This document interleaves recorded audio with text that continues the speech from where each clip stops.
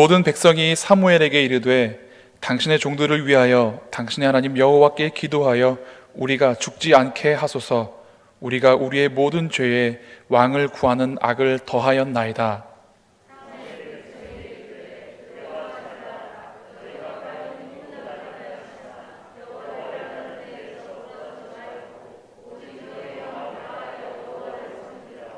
돌아서서 유익하게도 못하며 구원하지도 못하는 헛된 것을 따르지 말라. 그들은 헛되니라.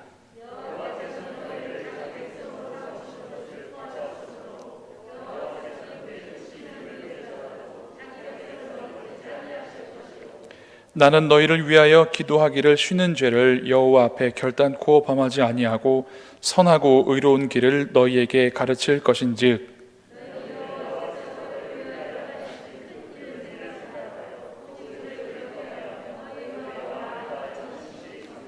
함께 봉독하겠습니다. 만일 너희가 여전히 악을 행하면 너희와 너희 왕이 다 멸망하리라. 아멘. 다들 세일의 새벽기도회에 많이 은혜를 받으셨는지 얼굴이 밝고 환하십니다. 기도를 하니까 사람 얼굴도 바뀌고 더 아름다워 보이고 더 생기 있어 보이는 것 같습니다. 앞으로도 세일의 남은 기간 동안 하나님 주신 은혜로 마치 다니엘과 그 친구들이 왕의 음식을 먹지 않아도 다른 사람들보다 더 준수하였던 것처럼 그런 은혜 가운데 사실 수 있기를 간절히 바랍니다. 오늘 말씀 제목만 봐도 딱 보니 기도합시다 라는 제목 같지요. 그럼에도 불구하고 저는 이렇게 외칠 수밖에 없습니다. 우리는 기도해야 합니다. 아멘. 구약의 다니엘이 하나님께서 보여주신 전쟁에 대한 환상을 깨닫고 세일 동안을 슬피 울며 근심으로 하나님 앞에 나아가 기도합니다. 그때 하나님께서 다니엘에게 오셔서 그를 어루만져 주시고 그에게 힘을 주시면서 이렇게 말씀하십니다. 다니엘아, 두려워하지 말라. 내가 깨달으려 하여 내 하나님 앞에 스스로 겸비하게 하기로 결심했던 첫날부터 내 말이 응답받았으므로 내가 내 말로 말미암아 왔느니라. 아멘. 다니엘이 작정하고 세일을 기도하였는데 하나님께서는 그가 겸비하여 기도하기 시작한 처음부터 이미 응답하셔서 여기 이 자리에 왔노라고 말씀하십니다. 이러한 은혜가 우리가 기도하자마자 하나님께서 이미 응답하시는 은혜가 있으시기를 간절히 바랍니다. 이제 오늘 본문으로 오면 이 오늘 본문의 제목은 사무엘의 고별설교장입니다. 이스라엘 백성이 모세의 인도를 따라서 애굽에서 나와서 여호수아와 함께 약속의 땅에 들어갑니다. 그리고 그 이후에 사사들이 돌아가면서 이스라엘을 치리하였습니다. 왕이 아니라 사사가 그때마다 하나님께서 허락하셔서 이스라엘을 어려움과 공경 가운데서 환난과 심판 가운데서 돌이키게 하고 회복시켜 주셨습니다. 그리고 그 사사시대가 이제 저물고 이스라엘의 첫 번째 왕인 사울 왕에게 기름이 부어졌습니다. 그리고 마지막으로 사무엘이 그 자리에서 물러나면서 오늘 고별 설교를 합니다. 그리고 그 고별 설교 중에 내용을 보면 너희가 왕을 구하는 죄악을 범하였지만 하나님께서 용서해 주실 것이고 그리고 헛된 것을 따르지 말고 하나님만 따르라고 권면하면서 오늘 이 말씀을 하십니다. 하나님께 기도하는 것을, 너희를 위하여서 하나님께 기도하는 것을 쉬는 죄를 내가 범하지 아니하겠다 말합니다. 성경을 보면 기도에 대한 말씀이 많이 나와 있습니다. 항상 기뻐하라, 쉬지 말고 기도하라. 그렇죠? 또한 아무것도 염려하지 말고 오직 모든 일에 기도와 간구로 너희 하나님께 감사함으로 아뢰라 라고 말씀하십니다. 또 예수님께서도 말씀하셨어요. 은밀한 중에 계시는 내 아버지께 기도해라. 또 시험에 들지 않게 깨어서 기도해라. 기도 외에는 이런 유가 나갈 수 없다. 이렇게 예수님께서도 기도에 대해서 많이 말씀하셨습니다. 하나님의 사람에게 기도가 얼마나 소중하고 또 감사하고 유익하고 중요한지 성경의 여러 본문들에서 우리에게 말씀하고 있는데, 오늘 본문은 조금 더 다른 관점에서, 기도를 쉬는 것이 죄라는 관점에서 우리에게 새롭게 다가옵니다. 기도하는 것이 당연하고 유익한 건 아는데, 그리고 그렇게 하면 하나님께서 기뻐하시고 하나님께서 즐거워하신다는 걸 아는데, 왜 기도를 쉬면 그것이 죄일까? 여러분들은 그 이유를 아십니까? 이제 본문을 보면서 함께 살펴보도록 하겠습니다. 사무엘은 특별한 사람입니다. 제사장이었습니다. 그리고 선지자였습니다. 그리고 이스라엘의 마지막 사사였습니다. 그가 사울에게 기름 부어 이스라엘 왕을 삼고 사서로 물러나면서 고별 설교를 할 때 왜 사사가 사라지고 왕이 이스라엘에 생기게 되었을까요? 그것은 바로 백성들의 요구 때문이었습니다. 이스라엘 백성들은 이웃 나라들처럼 자기들에게도 왕이 있었으면 좋겠다라고, 사무엘에게 아들들이 있으나 그 아들들이 사무엘 같지 못하니 우리에게 새로운 왕이 있었으면 좋겠다고 간구합니다. 이것은 실상 하나님의 섭리와 통치를 벗어나는 이스라엘 백성들의 악한 의도에서부터 시작되었습니다. 하나님 뜻대로 하기 싫고 자기 마음대로 살고 싶어서 하나님의 통치와 하나님의 다스림을 받아야 되는, 하나님의 택함을 받은 민족과 하나님의 택함을 받은 그 백성들이 하나님의 통치가 아닌 사람의 통치를 원하였던 것입니다.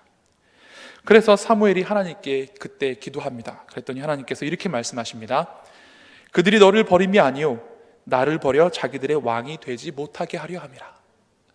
사무엘아, 그들이 왕을 요구하는 것은 너를 버리려는 것이 아니라 나를 버리려는 것이다. 내가 이스라엘의 통치자고 내가 이스라엘의 왕인데 그들이 나를 벗어나려고 하는 것이다 라고 말씀하시고, 이것이 또한 하나님 앞에서 얼마나 악한 일이고 하나님께서 미워하시는지 알게 하시기 위해서 오늘 본문 바로 앞인 17절 말씀에 보면 그것이 잘 나와 있습니다. 17절 말씀을 제가 봉독해 드리겠습니다. 오늘은 밀 베는 때가 아니냐? 내가 여호와께 아뢰리니 여호와께서 우레와 비를 보내사 너희가 왕을 구한 일 곧 여호와의 목전에서 범한 죄악이 큼을 너희에게 밝히 알게 하시리라. 아멘. 이스라엘의 밀 베는 때는 대개 4월 셋째 주부터 6월 둘째 주까지라고 합니다. 근데 이 시기는 건기여서 전혀 비가 내리지 않는 시기인데, 이때 하나님께서 이스라엘 백성에게 얼마나 진노하셨는지를 알게 하시기 위해서 비가 전혀 내리지 않는 그 기간에 큰 비와 우레를 동반하시고 이스라엘 백성에게 나타나셨습니다. 그래서 이스라엘 백성들이 크게 두려워하면서 사무엘에게 이렇게 말합니다. 당신의 종들을 위하여 당신의 하나님 여호와께 기도하여 우리가 죽지 않게 하소서. 우리가 우리의 모든 죄에 왕을 구하는 악을 더하였나이다. 이렇게 말합니다. 하나님, 우리가 죄를 범하였습니다. 용서해 주세요 라고 감히 기도하지 못하고 사무엘에게 우리를 위해서 좀 기도해 주세요, 당신의 하나님께 기도해 주세요 라고 말을 합니다. 여기에는 영적 원리가 있습니다. 이것은 장차 하나님과 우리 사이에 중보자가 되실 예수님의 모형으로서 우리에게 의미가 있는데, 이사야 59장 1, 2절 말씀에 이런 말씀이 있습니다. 여호와의 손이 짧아 구원하지 못하심도 아니요 귀가 둔하여 듣지 못하심도 아니라 오직 너희 죄악이 너희와 너희 하나님 사이를 갈라놓았고 너희 죄가 그의 얼굴을 가리어서 너희에게서 듣지 않으시게 함이라. 사람이 죄를 범하면 하나님과 사람 사이의 관계가 틀어집니다. 그래서 하나님께서 제사의 규례를 정하셨을 때 그 사람의 죄를 위하여서 속죄제와 속건제를 드리고 하나님과의 관계 회복을 위하여서 꼭 함께 드리는 제사로 화목제를 하나님께 드리도록 하였습니다. 즉 제사가 두 가지가 있는데, 죄를 범한 그 죄의 대가로 용서를 위해서 제사를 드리고 그 죄 때문에 하나님과의 관계가 깨어진 것을 회복시키는 제사가 있다라는 것입니다. 우리가 하나님 앞에 예배 드리러 올 때 이러한 일들이 일어나야 합니다. 우리의 죄와 허물이 사하여지고 하나님과 우리가 조금 더 화목하여지고 친밀해지는 역사가 일어나야 하는 것입니다. 이것을 누가 했느냐? 바로 우리 예수님께서 하셨습니다.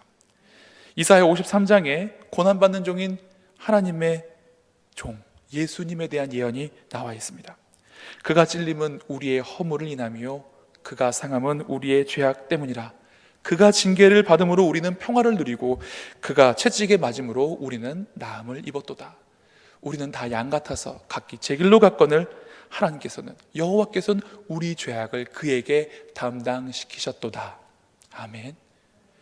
예수님께서 우리의 죄악을 친히 지시고 우리의 모든 죄악을 담당하시고 죽으심으로 말미암아 하나님과 우리 사이의 관계를 회복시켜 주셨습니다. 예수님께서는 참된 중보자이십니다. 하나님과 우리 사이에 중보하실 수 있는 유일하신 분이 바로 예수님입니다. 천사도 할 수 없는 것, 참 사람이시면서 참 하나님이신 예수님이 이 땅에 사람으로 오셔서 사람의 모든 유혹과 죄를 아시면서도 죄는 없으신 그 예수님, 하나님의 어린 양이신 예수님께서 우리의 죄를 다 담당하심으로 우리의 중보자가 되어 주셨습니다. 그래서 오늘 본문에서 이 예수님의 모형으로서 사무엘이 이스라엘 백성과 하나님 사이의 중보자가 됩니다. 그렇기 때문에 단순히 기도하는 것을 쉬는 것이 죄가 아니라 자기가 하나님과 이스라엘 백성 사이의 중보자로 세우심을 받은 사람으로서 이 책임과 책무를 다하지 못하는 것을 내가 죄로 여기겠다라고 말씀하고 있는 것입니다.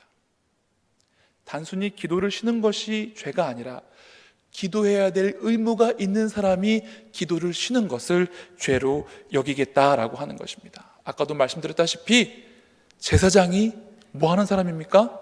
사람이 죄를 지으면 그와 함께 제사를 드리고 하나님 앞에 나가서 기도하는 사람이었습니다. 선지자가 뭐 하는 사람이었습니까?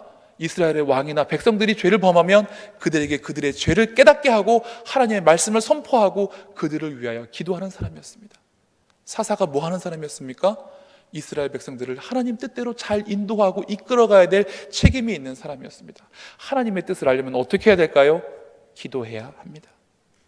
그렇기 때문에 이런 기도의 의무가 있는 사람이 기도를 쉬는 것 죄입니다. 선지자의 모범이었던 모세는 백성들이 하나님 앞에 죄를 범하여서 죽게 되었을 때 늘 나가서 기도합니다.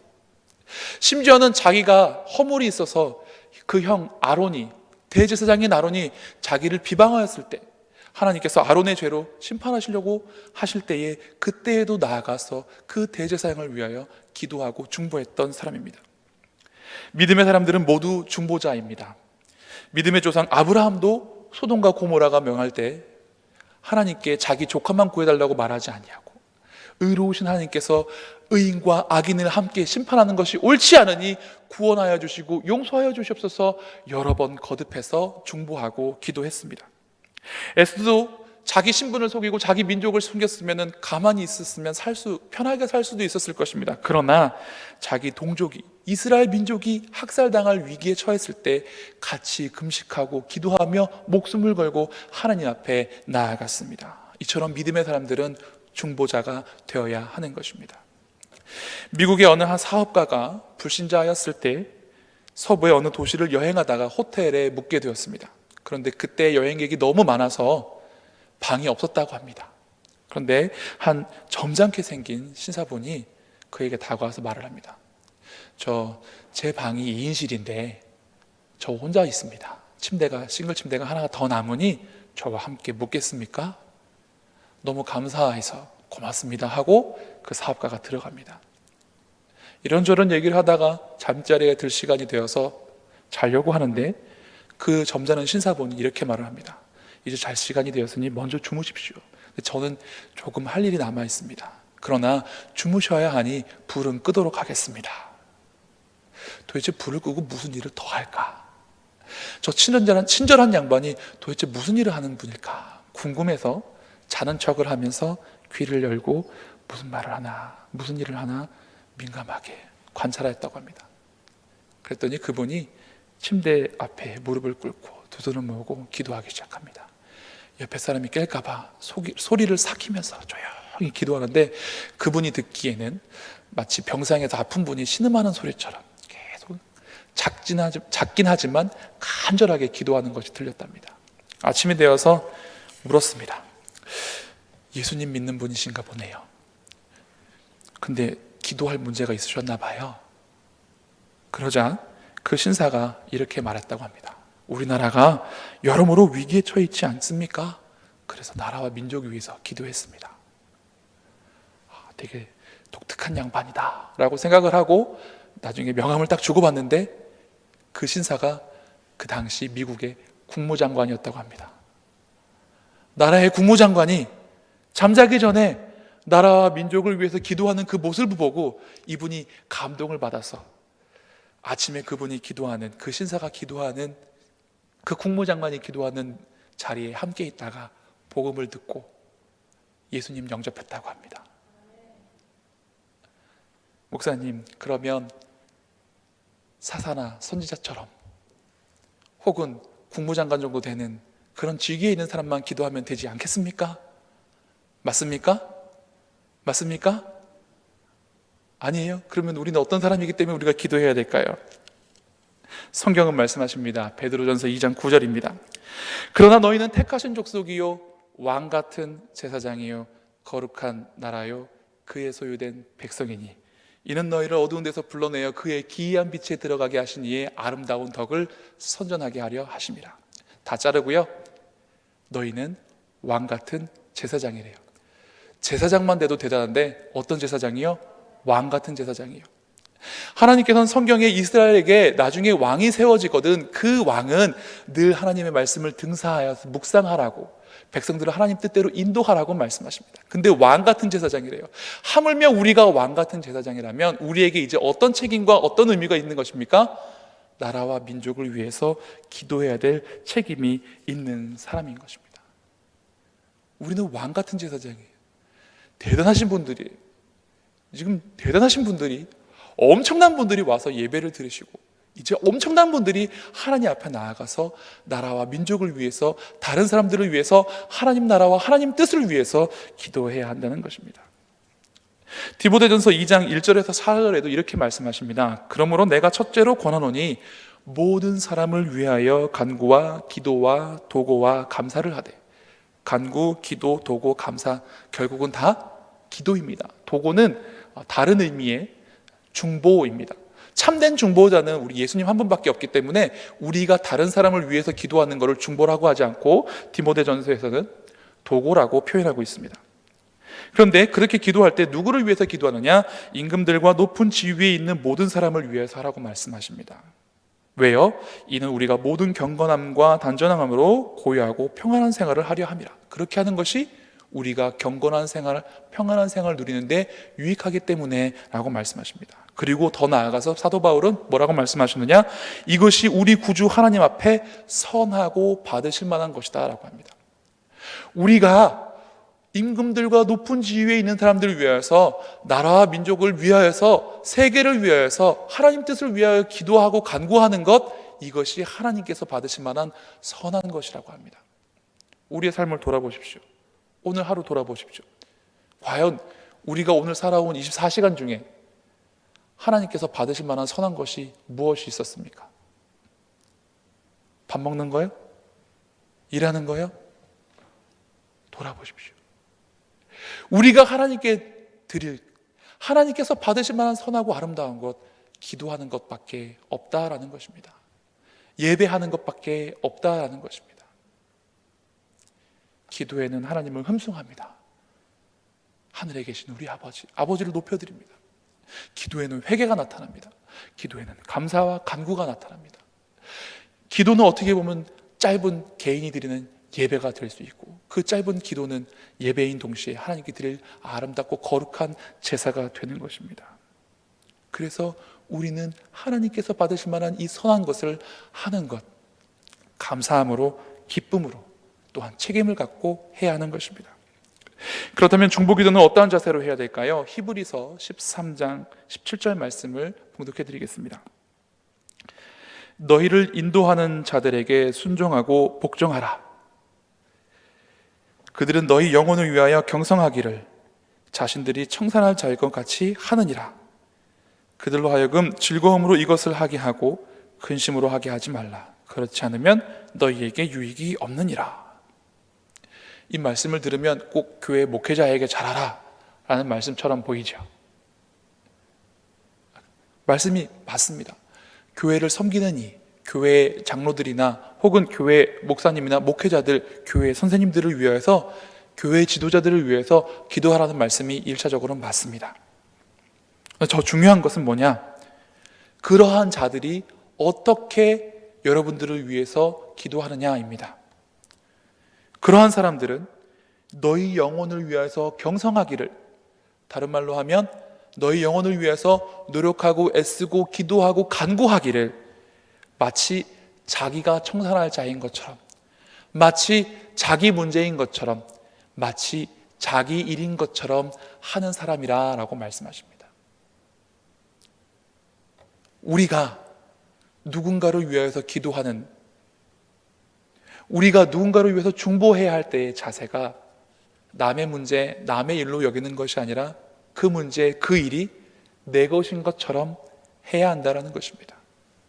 강 건너 불구경하듯이 그냥 하나님 들어주시던가요? 말든가요? 저 사람 좀 딱한데, 이것이 아니라 마치 내가 겪고 있는 고난인 것처럼, 마치 내가 아픈 아픔인 것처럼, 내가 책임지고 갚아야 하는 것처럼 우리가 기도해야 한다는 것입니다.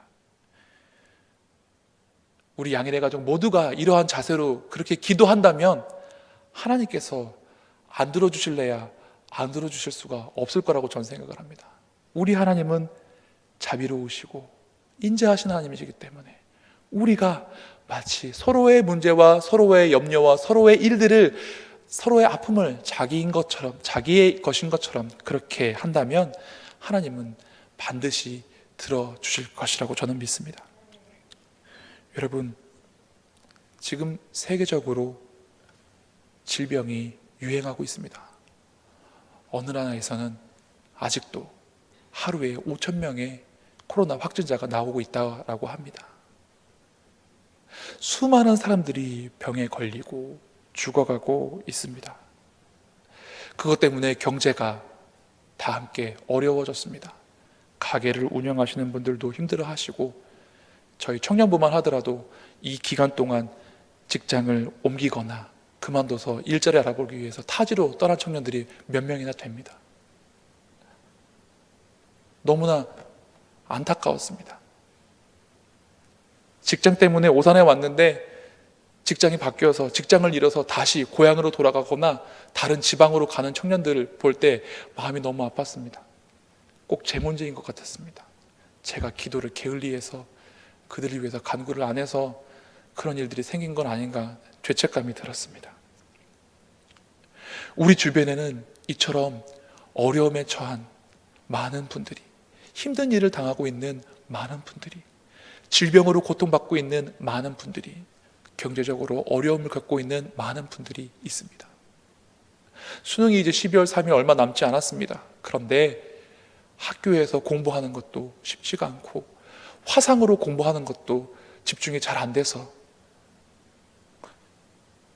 그런 수험생을 둔 부모님들마다 걱정하고 염려하고, 시험을 봐야 되는 당사자들도 근심하고 걱정하고 두려워하고 있습니다. 이제 우리가 이 세일의 새벽 기도의 기간 동안 사무엘이 이스라엘 민족을 위해서 기도하는 것을, 쉬는 것을 죄로 여길 것처럼 그렇게 기도하고 간구했던 것처럼 이제 우리가 그렇게 기도해야 될 줄로 믿습니다. 우리가 하나님이 세우신 왕 같은 제사장이고, 우리가 기도할 때 그들의 문제가 나의 문제인 것처럼 하나님께서 받으실 만한 선한 것이 있도록 기도해야 하는 것입니다. 운동을 하면 건강해집니다. 공부를 하면 지혜와 지식이 쌓입니다. 기도를 하면 응답 받습니다.